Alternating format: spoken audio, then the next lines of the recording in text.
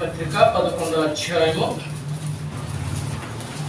కొరింథీయులకు రాసిన మొదటి పత్రిక 11వ అధ్యాయము 28వ వచనం చదువుకుందాం. ఈ వచనాలన్నీ ఎప్పుడు మనం చదువుకుంటున్నాం. ఈరోజు ప్రత్యేకంగా 28వ వచనం చదువుకుందాం.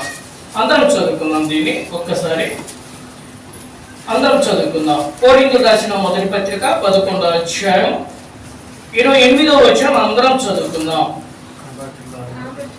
కాబట్టి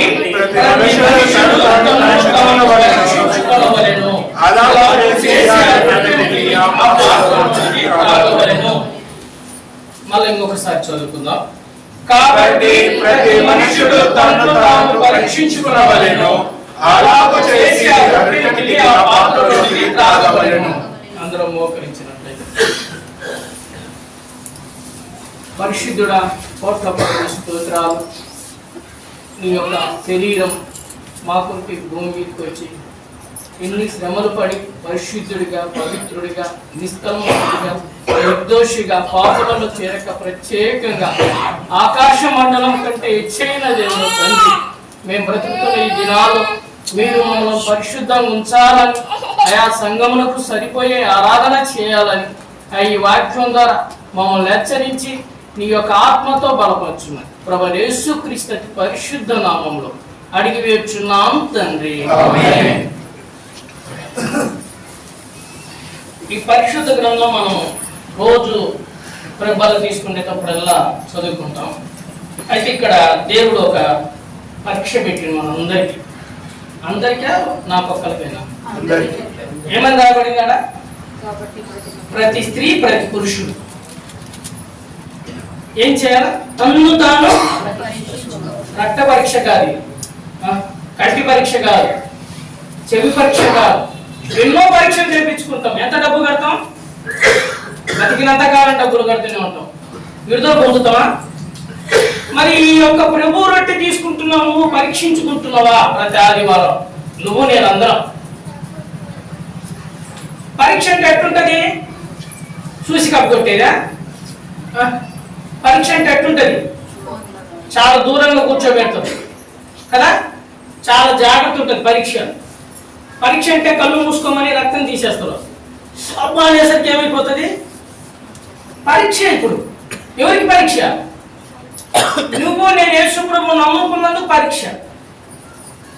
ఒక్కరైనా చేసుకోవాల్సింది ఆరాధన చేసి మనం అందరం పరీక్ష చేసుకోవాలి. ఎలాంటి పరీక్ష చేసుకుంటాం? సరి చేసుకోం, నష్టమేమి? కింది వచనం చదువుకుందాం. అందరం కింది వచనం చదువుకుందాం. కింది వచనం 29వ వచనం చదువుదాం. అందరం చదువుదాం. ప్రభు శరీరమని వివేచింపక తిని త్రాగువాడు తనకు శిక్ష విధి కలుగుటకే తిని త్రాగుచున్నాడు. మళ్ళా చదువుదామా? అర్థమయ్యేటట్టు మనం అందరం గట్టిగా చదువుదాం. ప్రభు శరీరమని వివేచింపక తిని త్రాగువాడు తనకు శిక్ష విధి కలుగుటకే తిని త్రాగుచున్నాడు. నాకు తెలియదు ఆడ నిప్పు ఉందని ఆ నిప్పుడు పట్టుకున్నా. ఏమైతుంది నిప్పు? నాకు బొబ్బలేస్తుంది లేదు, మళ్ళా పట్టుకుంటానా? కానీ ఇప్పుడు ప్రభల తీసుకుంటున్నావు. ఏమంటున్నాడు ఆడ? పరీక్షించుకో, కృష్ణుని తీసుకుంటే ఏం కలుగుతుంది నీకు? ఊరుకన్నా ఇన్ని సంవత్సరాలు ఎంత బాగా నేను ఎంత తాగుతున్నా నీలో ఉన్న రోగం పోలే. బలహీనుడు బుధవారం రావు, శుక్రవారం రావు, శనివారం వస్తున్నావా? బుధవారము పని ఎక్కకూడదాం, శుక్రవారం పని ఎక్కకూడదాం, శనివారం పని కూడా ఎక్కకూడదాం. ఏ ఆఫీసులో అటోళ్ళు ఉన్నారా మన దగ్గర? చర్చ అంటే ఏంది? నీకు ఇష్టం ఉంటే వచ్చి, నీకు కష్టమైతే మానుకోవడమా? ఆడ కష్టమైతే మానుకుంటావా? పరిశీలన ఉందా? పరీక్ష ఉందా దీంట్లో? వస్తున్నాం పోతున్నాం ఆదివారం. పరీక్ష అనేది లేదు. కానీ దేవుడు అంటున్నాడు నువ్వు పరీక్ష చేసుకోవాలి. దీన్ని ఏ విషయంలో పరీక్ష చేసుకోవాలి? ఆ ప్రసంగి 5:1 చదువుదాం. మనం అందరం తెలిసిన జ్ఞాపకం చేసుకున్నాం. ప్రసంగి 5:1 అందరం తీసి చదువుదాం.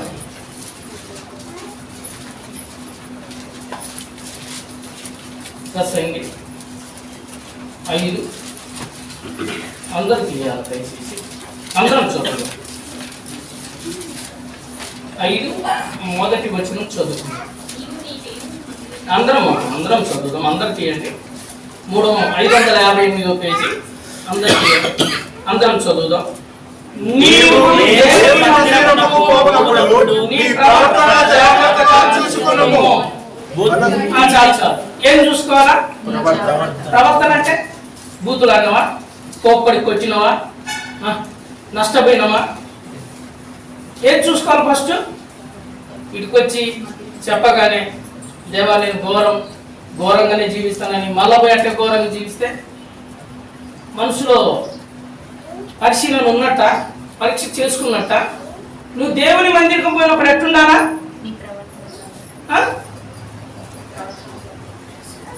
ప్రవర్తన అంటే అది ఎట్లుంటది? ప్రవర్తన అనేది మన పరిశుద్ధ గ్రంథంలో కొరింథీయులకు రాసిన 11వ అధ్యాయం కొద్దాం. పరీక్ష అనేది ఎట్లుందో దేవుడు చెప్తున్నాడు. కొరింథీయులకు రాసిన మొదటి పత్రిక 11వ అధ్యాయం 17, 18 చదువుదాం. మీరు ఈ ఆజ్ఞ ఇచ్చుచు మిమ్మును దేవుడు మెచ్చుకోడు అంటున్నాడు మనందరినీ. ఎందుకు మెచ్చుకోడు చూడండి. ఆడ మీరు కూడి వచ్చుట ఎక్కువ లేదా కీడా? ఇక్కడ ఆరాధన చేస్తాం, కక్ష ఉండాల్సిందే కదా. మాట్లాడము, ఉంటే వందనాలు చెప్పి వెళ్ళిపోతున్నాం అంతే. దేవుడు చూడడా మందిరంలో మన మనసు ఏముందో తెలియదా? ఐకమత్యంగా ఉన్నామా? ఏకభావం కలిగి ఉన్నామా? పవిత్ర మనసు ఉందా? ఏముంది లోపల? ఆడ చెప్పాడు కదా. నేనేం తప్పు చదివానా? చూడండి అక్కడ ఏమని రాయండి. మీరు కూడి వచ్చుట ఎక్కువ కీడుకు వస్తున్నామా? అదేంది? ఏంది ఆ కీడు? మందిరానికి వస్తున్నాం, ప్రవర్తన సరిగ్గా చేసుకోవటంలా, కానీ రొట్టె తిని తెలియపోతున్నాం అంతే. పరీక్ష ఇది. కీడు చేస్తున్నామా దేవునికి, మేలు చేస్తున్నామా? రోజు ప్రార్థన చేస్తామా? చెయ్యం. రోజు మంచినీళ్ళు తాగుతామా? తాగుతాం. రోజు భోజనం చేస్తామా? చేస్తాం. ముమ్మారు తింటామా? తింటాం. ముమ్మారు ప్రార్థన చేస్తామా? లేదు. నీకు ఎక్కడున్నట్టు పరీక్ష? కీడు చేస్తున్నావా దేవునికి మేలు చేస్తున్నావా? అలా ఆదివారం వస్తావా అంతేనా? బుధవారం నీది కాదా? నీ పిల్లలది కాదా? మనది కాదా? శనివారం మంది కాదా? శుక్రవారం మంది కాదా? ఎవరిది మరి? యెరూషలేముదా అంటే 4 అక్షరాలు ఉన్న యెరూషలేము అంటున్నారు. కీడే మీరు చేసేది, నాకు మేలు చేయటం. ఇంకేమున్నాయి? ఆనే రాశారు చూడండి. 18వ వచనం చదువుదాం. 18 కొరింథీయులకు రాసిన మొదటి పత్రిక 18వ వచనం. మొదటి సంగతి ఏమనగా మీరు సంఘములో కూడి ఉన్నప్పుడు మీలో ఏముందండి? ఈ కత్తులతో కొట్లాడుకుంటే కక్షలు కాదు, చూపులతోనే. దేంతో వినాలా? అందరం మందిరం ఇది, మనం అందరం వినాలి. కక్షలు. నాకేం కక్ష ఉందా? నాకేమి లేదుగా. వందనాలు చెప్పేందుకు మరి నేను చెప్పను అంతే. ఆరాధనే కక్ష ఇదేం కక్ష మరి? అంతేనా? నేను పెప్పలు తీసుకుంటా, నా ఇష్టం. లోకంలో నేనేం చేస్తా? నేను తాగుతా, తిరుగుతా, లోకస్తులతో తిరుగుతా, నేను కోపడి కూడా నేను వచ్చి ఆరాధన చేస్తా. ఇదే దేవుడు అంటున్నాడు, ఇవన్నీ సరి చేసుకోమని. మీరు కూడి వచ్చుట కీడుకొద్దు, మేలు చేయండి. రోగులు కాకండి, బలహీనులు కాకండి. పరీక్షించుకుందాం. పరీక్షించుకుంటే చాలా మంచిది. దేవుని మందికి పోయినప్పుడు మన ప్రవర్తన ఎట్లా జాగ్రత్త ఉందా లేదా? ప్రవర్తన, ఆ ప్రవర్తన ఎట్లా చెప్తుంది? ఇదే రాసిన పత్రికలో రాయబడింది. కొరింథీయులకు రాసిన మొదటి పత్రిక 11వ అధ్యాయము 31వ వచనం చదువుదాం అందరం. 31వ వచనం అందరం. అయితే మనమే తీర్పు పొందకపోదుము. నీకు సిగరెట్ అలవాటుగా మాకు కావాల్సిందే. ప్రెబ్బలు తీసుకొని కూడా సిగరెట్ తాగితే అది మనస్తత్వం మంచిదా? లేదు, బూతులు తిట్టే అలవాటు ఉంది నాకు. ప్రెబ్బలు తీసుకొని కూడా బూతులు తిడితే అది మంచిదా? బూతులు అంటే ఏమన్నా ఇంగ్లీష్ స్కూలా, తెలుగు స్కూలా, అమ్మ అన్నట్ట? విరోధ భావం దేవునికి. నువ్వు నాకు కాదు విరోధ భావం. నువ్వు ఎవరికి ఈరోజు దేవుడే నీకు ఈరోజు అయితే నువ్వు బలహీనుడు అయిపోతావు, రోగి అయిపోతావు. అందుకే మనం ఏం చేసుకోమంటున్నాడు? పరీక్ష రాయండి ఎక్కడ? ఆదివారం ప్రెబ్బల దగ్గర, ఆ రొట్టె ఆ ద్రాక్షరసం దగ్గర. అట్లా విమర్శించుకుంటే ఏం పొందమంట? పశ్చాత్తాపం. కక్షించుకొని కూడా ప్రెబ్బల తీసుకొని వెళ్ళిపోతే అది మంచిదా?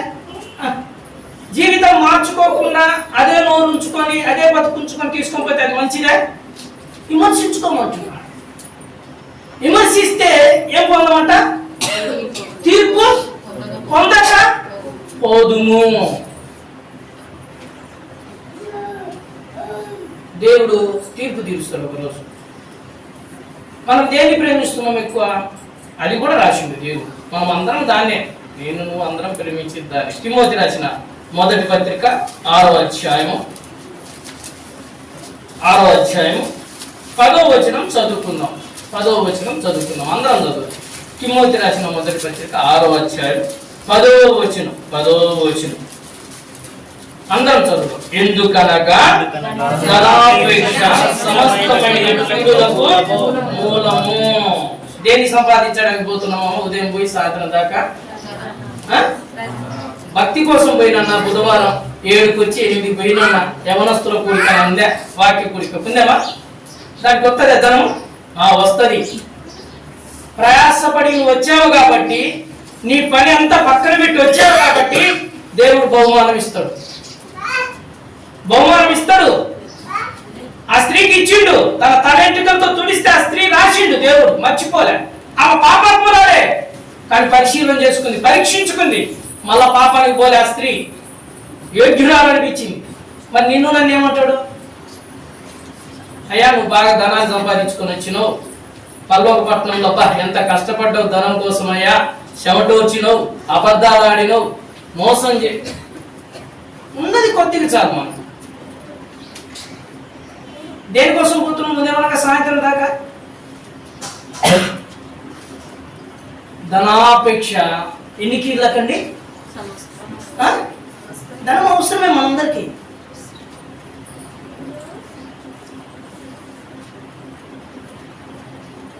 కానీ దేవుడు చెప్పిన పరిశీలన చేసుకోవాలి కదా.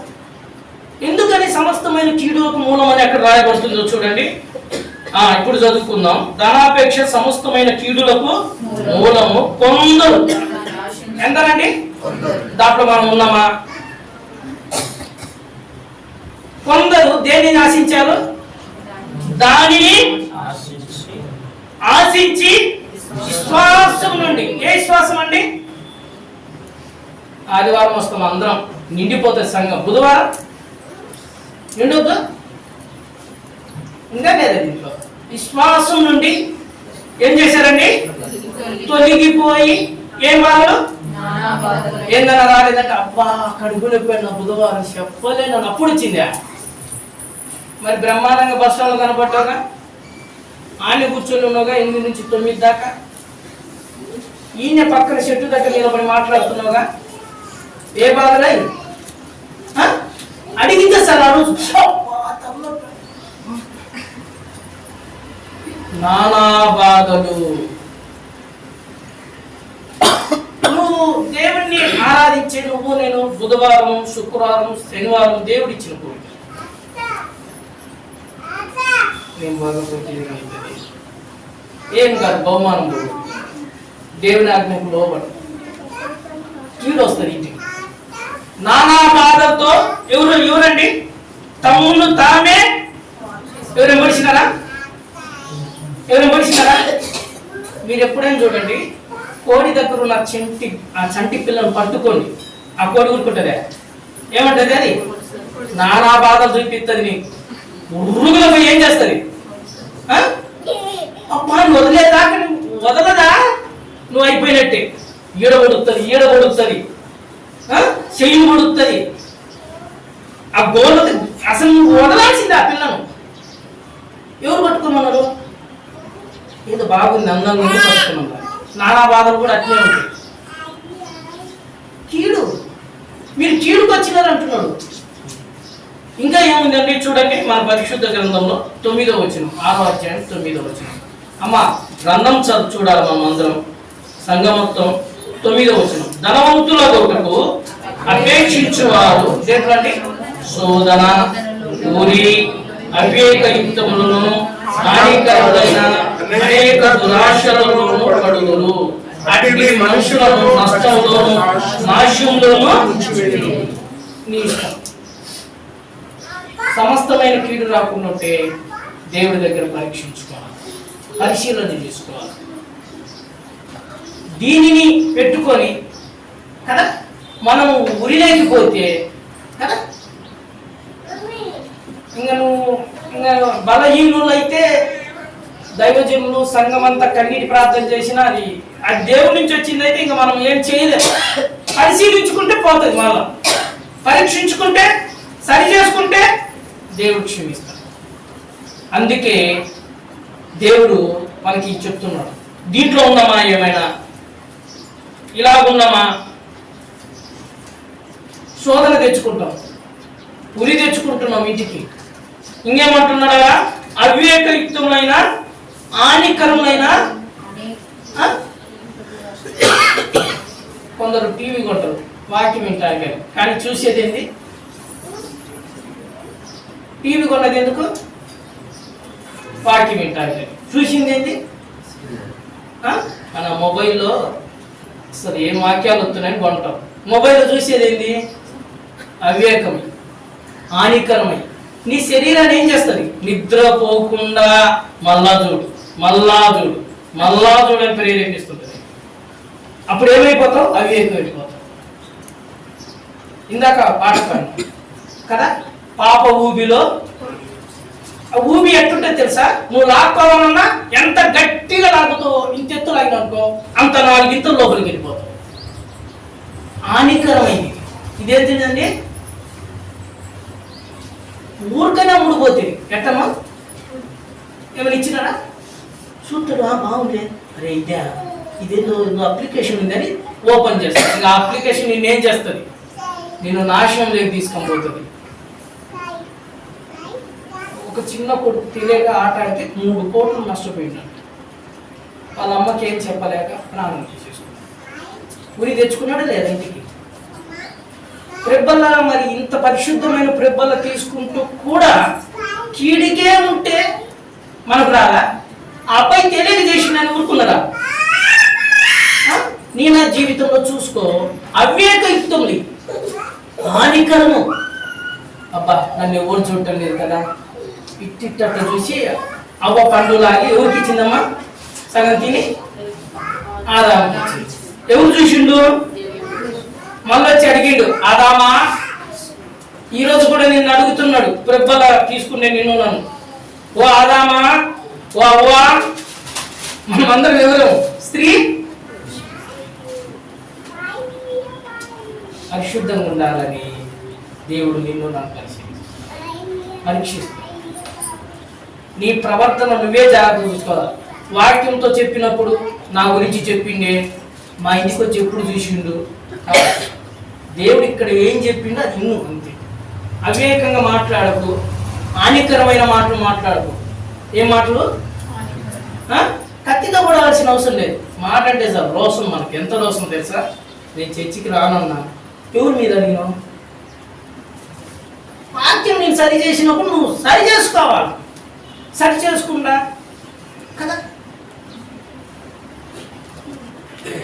ధనాన్ని ప్రేమించి మోసపోతే నష్టపోతా. ఒక ఆయన ప్రేమించి, మనకందరికి తెలుసు, గెహాజ్ ఎంతో గొప్ప దైవజనుడు. ఆయన ప్రేమించల ధనాన్ని. అయ్యా తీసుకొని పోయా, నువ్వు దేవుళ్ళో భయభక్తులు కలిగి ఉండు, పో, నాకు నీ ఎండొద్దు, నీ మంచి మంచి దుస్తులు పలపలపలా ఆడుతున్నాయి, అసలు ఆ వస్త్రం వేసుకుంటే ఎవరైనా ఇంటికి తిరిగి చూడాల్సిందే. ఆ ధనం ఎండి తలతా వేసే ఎండి, మా దాన్ని చూస్తే ఎవరికైనా ఆశపడతాడు, కానీ దైవజనుడికి ఏం ఆశపడలేదు. పక్కనే ఉన్నాడు, ఆశపడ్డాడు గేహాజీ, పరిగెత్తిండు ఎవరికి తెలియకుండా, ఈయనకు తెలియకుండా. ఈయన పరిగెత్తింది ఎవరికి తెలుసు? సృష్టికర్త అయిన దేవునికి తెలుసు, సర్వాధికారి అయిన దేవునికి తెలుసు. హానికరమైన దానికి పరిగెత్తుతున్నాడని తెలుసు, ఉరి కోసం పరిగెత్తుతున్నాడని తెలుసు. అయినా హెచ్చరించిండు. ఒప్పుకున్నాడా? నేనెప్పుడు పోయినయ్యా? జీవితకాలం అంతా కృషి సంపాదించుకున్నాడు తన సంతానికి, ఒక్కదానికి కాదు. నువ్వు అనుకుంటున్నామో రెబ్బల్ అంటే ఏదో తమాషా రొట్టె అనుకుంటున్నామో, చాలా జాగ్రత్త. దేవుడు ఈ ప్రేరేపించి రాసిన అపోస్తుడైన పౌలు క్రీస్తును పోలి నడుచుకొని రాసినాయి, మళ్ళా ఊరికే ఒట్టొట్టికి రాసినాయి కదా. ఇది పరిశుద్ధ గ్రంథం, ఇది కాలుస్తుంది నిన్ను నన్ను. ఇబ్బంది పెడితే మనం ఇబ్బంది అవుతాం, అదే సరి చేసుకుంటే రోగులం కాము, బలహీనులం కాము. ఉరిదారు ఇంటికి నాశనం దారు, ఆశీర్వాదం వస్తుంది. ఎలా ఉంటాము? గేయాజికి అసలు ఎంత పుష్టి అంటే పోయిన పుష్టి తెచ్చుకున్నాడు. ధనం అంటే అంత ఆశయం మన అందరికీ. పుష్టి తెచ్చుకుంటావా? విశ్వాసం తెచ్చుకుంటావా? లేకపోతే దాని నుంచి తొలగిపోయి తమ్ముడు తామే నానా బాధ. ఏ బాధలు అండి?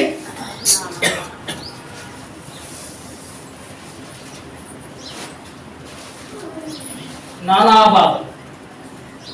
మన ఇంట్లో ఎన్ని బాధలు ఉన్నాయి? అలా ఏం చెప్తే తీరుతుంది నానా బాధ. అవును, నానా బాధలు వస్తాయి. అలాగా పరిశీలించుకొని పరీక్షించి కోరిందులు రాసిన మొదటి పత్రిక 11వ అధ్యాయము ఇప్పుడు వద్దాం 11వ అధ్యాయం 31వ వచనం. ఇప్పుడు అన్ని చదువుకుందాం. 28, 29, 30, 31, 32 దాకా చదువుకుందాం. 32 దాకా చదువుకుందాం. అందరం చదువుదాం. ప్రభు శరీరం అని వివేచింపక తిని త్రాగువాడు తనకు శిక్షావిధి కలుగుటకే తిని త్రాగుచున్నాడు. అందువల్లనే మీలో అనేకులు బలహీనులు, రోగులై ఉన్నారు. చాలా మంది ఏం చేస్తున్నారు? దేంట్లోనూ నీ ఇష్టం. అయితే దేవుడు మనకు ఒక అవకాశం ఇస్తుంది. 31 వచనం చదువుకుందాం. అయితే మనమే అది నీలోనే ఇదయ్యా నేను చేసిన తప్పు, చాలా సంవత్సరాల నుంచి నాలో కీడు ఉంది, నేను ఈరోజు కడిగేసుకుంటున్నా, కక్ష ఉంది కడిగేసుకుంటున్నా, నా మనసు బాగాలేదయ్యా, నేను తప్పు చేస్తున్నా అని నిన్ను నువ్వే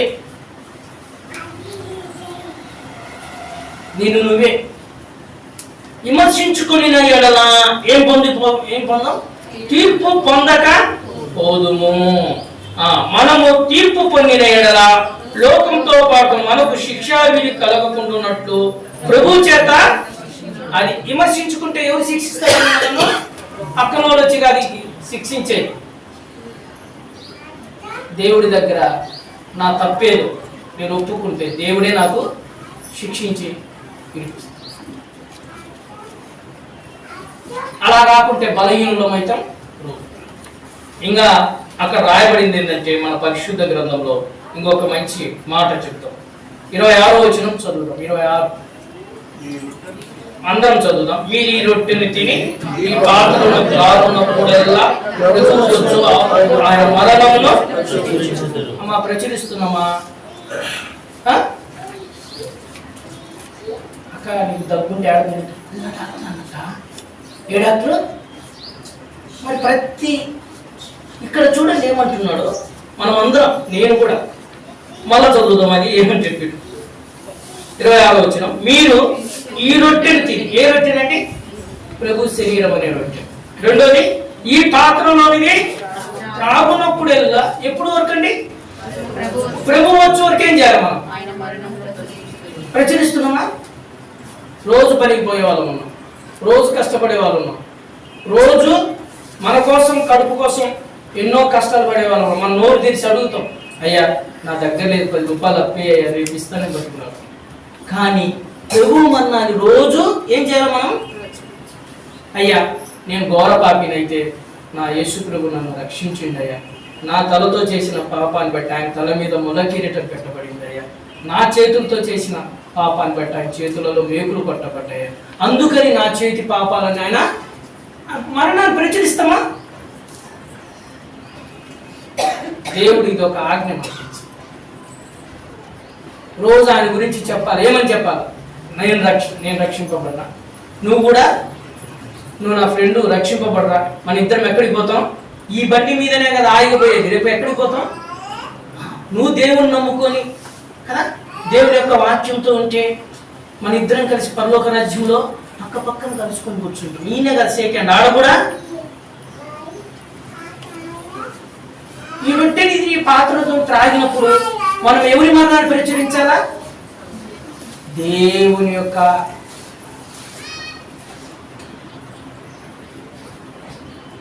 అలాగ చేస్తే దేవుడు మనల్ని నిజంగా జ్ఞాపకం చేసుకుంటాడు. ఎలా ఉన్నాం? దేవుని మందిరానికి పోయి ప్రవర్తన సరిగ్గా చేసుకోకుండా ఇలా ఉన్నామా? ఒకసారి ప్రసంగి గ్రంథానికి వెళ్దాం. ప్రసంగి గ్రంథం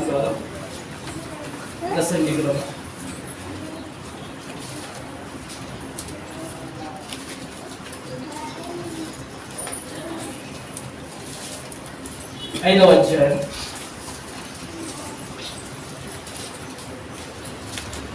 అధ్యాయం 1వ వచనం చదువుదాం. పూర్తిగా చదువు. నువ్వు దేవుని మందిరం పోవునప్పుడు నీ ప్రవర్తన జాగ్రత్తగా చూసుకుని బుద్ధిహీనులు అర్పించినట్లుగా బలి అర్పించి కంటే సమీపించి ఆలోచించక శ్రేష్టము. వారు తెలియక దుర్మార్గపు పనులు చేయుదురు. అమ్మా ప్రియ సంగమ, మనం ఈ దుర్మార్గ పనులను ఉన్నామా? రెండోది, ఎలా ఉన్నారంట? వాళ్ళు బుద్ధిహీనులు అంట. దేవుడు ఈ బలి తీసుకుంటాడా? దేవుడు మత్తయి సువార్తలో చాలా సార్లు చెప్పారు, మీరు పెదవులతో నన్ను పిలుస్తున్నారు కానీ హృదయం చాలా అది. ఈయన ఆరాధన బయటికి పోతే లేదు, మరి ఆ క్రియ లోపల చేయటం లేదు. అలాంటి పని వద్దంటున్నాడు దేవుడు. వారు తెలియకనే ఏం పని చేస్తున్నారట? మంచి పనులా, దుర్మార్గపు పనులాట. రేపు దేవుడు మనల్ని ఏమని పిలుస్తారు? మరి తెలియకనే బూతులాడన్నా. నువ్వు ఆరాధన చేస్తున్నావు కదా, ఎట్లా బూతులాడతావు? మనం ఆరాధన చేసేవాళ్ళం కదా, ఆడొచ్చా? ఒక్క ఎవరున్నారు ఈరోజు?